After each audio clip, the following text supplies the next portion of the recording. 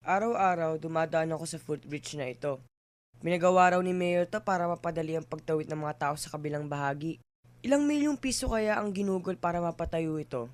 O mas magandang tanong, ilang milyong piso kaya ang napunta sa bulsa nila? Sa totoo lang, pahirap to sa akin.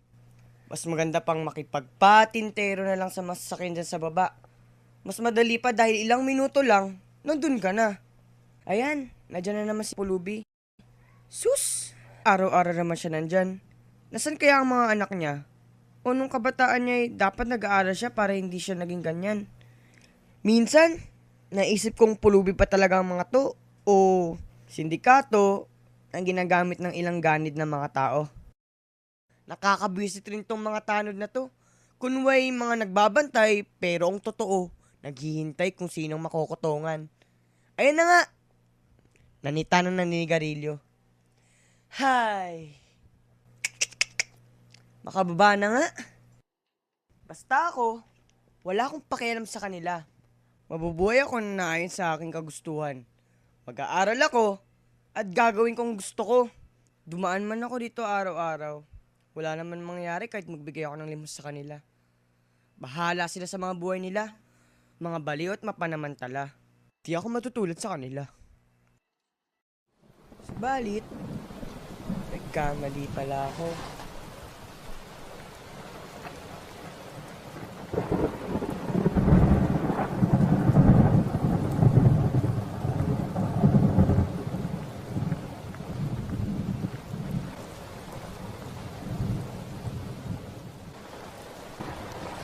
Sa puntong ito, alamin po natin ang kaya ng panahon mula sa ating pinagkakatiwala. Hey! Hey! Nasaan na ba kayo?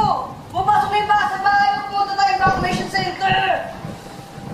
Dali!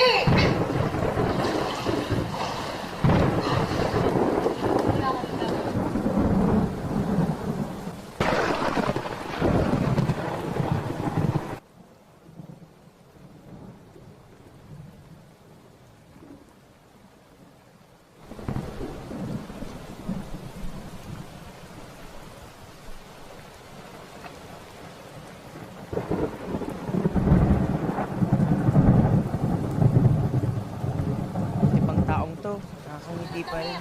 Kabila ng inis na nangyari sa kanya. Walang makain, pero masaya. Ito pala ang buhay. Di pa katapusan ng mundo. Malakas pa naman ako. Kaya ko pa nga tumulong eh.